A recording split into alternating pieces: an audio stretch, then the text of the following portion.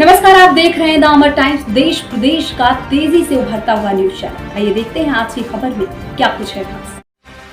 Media से रूबरू हुए समाजवादी पार्टी के राष्ट्रीय अध्यक्ष व उत्तर प्रदेश के पूर्व मुख्यमंत्री अखिलेश यादव। मीडिया से रूबरू होते हुए पूर्व सीएम अखिलेश यादव ने कहा, भारतीय जनता पार्टी षड्यंत्र करना चाहती है। नमस्कार, आप देख रहे हैं द अमर टाइम्स। मीडिया से रूबरू होते हुए समाजवादी पार्टी के राष्ट्रीय अध्यक्ष उत्तर प्रदेश के पूर्व मुख्यमंत्री अखिलेश यादव ने कहा कि भारतीय जनता पार्टी षड्यंत्र करना चाहती है। चुनाव से पहले उनका लक्ष्य पहले दिन से रहा है कि समाजवादियों को कैसे बदनाम किया जाए। कैसे हैं मुख्यमंत्री, इन्हें कौन राय दे रहा है, ये इन्हीं का कानून है 2023 का संशोधित।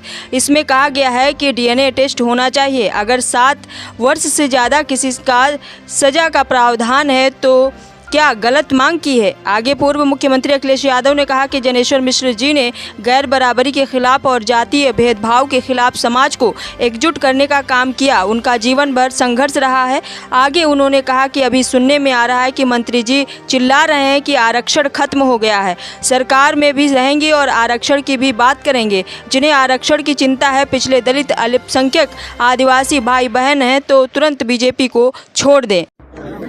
गैर बराबरी के खिलाफ और जाति भेदभाव के खिलाफ उन्होंने न केवल समाज को एकजुट करने का काम किया, बल्कि उस आगे बढ़ाने का काम और हम नई पीढ़ी के लोगों तक देने का काम। हाथ नीचे कर लो यार, मोबाइल नीचे कर लो भाई। उनका जीवन भर संघर्ष रहा और जब कभी भी वो सरकार में ऊंचाई पर पहुंचे, घूम रहा है, उन्होंने अपने जीवन का सादा जीवन और अपना व्यवहारिक जीवन जो सब लोगों को जोड़ के रखते थे कभी नहीं दूर किया। और हमें याद है कि 5 अगस्त के दिन जो उनका घर दिल्ली में था, प्रेम लगा घर के बाहर उन्होंने लोहिया के लोगों का लेकर के एक तख्ती लगाई हुई थी और उस दिन पूरे प्रदेश और देश के लोग उनके घर जाकर के उन्हें बधाई और मुलाकात करते थे। वो ऐसा संगम होता था जहाँ पर साहित्यकार, कवि, इंटेलेक्चुअल या समाज के हर वर्ग के लोग आकर के वहाँ मिलते थे। और समाजवादी नेता जनेश्वर मिश्र जी के उनके काम और उन्होंने जिस तरीके से हर वर्ग के लोगों को जोड़ के रखा, और उसी का परिणाम ये है कि आज भी समाजवादी आंदोलन जीवित है। इसको आगे बढ़ाना आज सबसे बड़ा, जब हम लोग जनेश्वर मिश्र को याद कर रहे हैं, संकल्प लेकर के जा रहे हैं कि समाजवादी आंदोलन को और आगे बढ़ाने का काम करेंगे। चुनाव से पहले भारतीय जनता पार्टी षड्यंत्र करना चाहती है चुनाव से पहले, और उनका लक्ष्य पहले दिन से रहा है कि समाजवादियों को कैसे बदनाम किया जाए, और खास कर से के मुसलमानों को लेकर के उनकी जो सोच है वो अनडेमोक्रेटिक है, अनकॉन्स्टिट्यूशनल है। ये सोचिए, एक मुख्यमंत्री योगी, तो इसका मतलब ये है कि अगर कोई योगी अगर वो लोकतंत्र पर भरोसा नहीं करता है और कॉन्स्टिट्यूशन पर भरोसा नहीं करता, वो योगी नहीं हो सकता है। मैं 3 घटनाओं का उदाहरण देना चाहता हूं आपके सामने जी। पहली घटना हाथरस, जिसमें एक साधु संत के कार्यक्रम के लिए परमिशन के लिए भारतीय जनता पार्टी के विधायक और नेताओं ने लिखा था, लेकिन जो प्रशासन को काम करना चाहिए था, जिस जिम्मेदारी से सुरक्षा और उन चीजों का इंतजाम करना था, वो नहीं किया, जिसका परिणाम ये हुआ कि बड़ी संख्या में लोगों की जान चली गई। न केवल जान गई है, उनका नुकसान हुआ बड़े पैमाने पर। बहुत से लोगों का हाथ पैर या जो भी नुकसान हुआ, उसका कोई मदद सरकार ने नहीं की।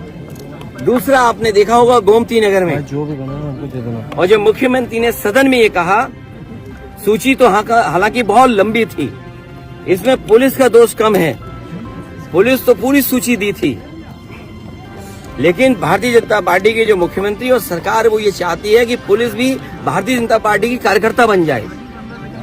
ये जो नए तरह का काम हो रहा है कि पुलिस को भी ये भारतीय जनता पार्टी का कार्यकर्ता बना रहे हैं। जब पुलिस ने सूची दी सब नामों की, तो आखिरकार मुख्यमंत्री जी ने केवल यादव और मुस्लिम का नाम क्यों पढ़ा? और सच्चाई पुलिस भी जानती है कि जिसमें कि यादव का जिसका नाम लिया है, सुनने में आ रहा है कि वो फुटिंग में नहीं था, जो कैमरे की जो तस्वीर है उसमें नहीं है वो, वो कैमरे में नहीं था क्योंकि वो चाय पीने गया था और पुलिस को यादव मिल गया, इसलिए उसको जेल भेज दिया। मैं आपके सामने कहना चाहता हूँ, ऐसे लोग जो कानून का उल्लंघन कर रहे हैं और भारतीय जनता पार्टी का कार्यकर्ता बन करके काम कर रहे हैं, जब कभी भी सरकार आएगी ऐसे अधिकारियों के खिलाफ भी कार्रवाई होगी। तीसरा अयोध्या का, जिसमें कोई पॉलिटिकल पार्टी, अगर समाजवादी पार्टी ये बात कहती है कि डीएनए टेस्ट होना चाहिए, कैसे मुख्यमंत्री हैं ये, इन्हें कौन राय दे रहा है? ये कानून किसका संशोधित है? ये इन्हीं का संशोधित कानून है 2023 का, जिसमें ये कहा गया है कि डीएनए टेस्ट होना चाहिए अगर 7 साल से ज्यादा किसी की सजा का कोई प्रावधान है तो क्या गलत मांगा? और उनके परिवार के लोग कह रहे हैं, और वहां भी पुलिस सच्चाई जानती है, हमारे पत्रकार साथी भी जानते हैं सच्चाई। वहां की पुलिस जब बीजेपी के इशारे पर और वो सच्चाई से अगर काम करना चाहते तो उन्होंने क्या किया? उन अधिकारियों के खिलाफ कार्रवाई कर दी। तमाम अधिकारी ऐसे हैं जो कह रहे हैं कि हमें तो नौकरी बचानी है, हम क्या करें? हम टेंशन में आ जाएं कि हम भी सर मार दें किसी आदमी के सर पे। आपने देखा नहीं बनारस में क्यूटो में क्या हुआ?